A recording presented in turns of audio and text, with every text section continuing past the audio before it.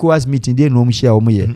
Tell me, since 1975, ECOWAS is older than European Union. And then one law, free border, free border, the passport, free passport travel. No still I do Togo when your passport no atina so Cote d'Ivoire do there no atina.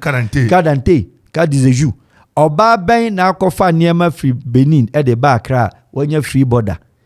Ya jeni niema e beji niskasa we do Ghana Cote d'Ivoire for je Togo je yeso ya ju omo. Ya timati ye bibisa free trade within ourselves in Crown. We haven't been able to do it. And the French for no there Omono, they don't care about us, and we also don't care about them. The point is, coup d'etat in Mali. ECOWAS for Suma sanction Mali. Papa, boy no ho. And let us not forget, say, this boy was a French legionnaire.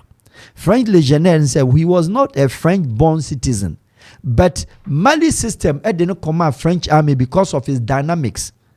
Didn't call a sroho a kokon Timbuktu nibi. And the French for so you good only didn't call. And France. And the French for call maybe this Afghanistan near there dinner. French legionnaire maybe be Africa. Do mukoi. Ebene Madame Fudumbuya. He's a young boy. He was 28 years.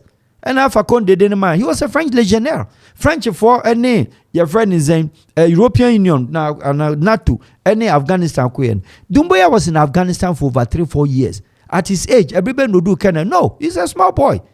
Go at 31, Dumbuya 31. Omonko baby, but because say assignment in a special and the alignment. And the alignment.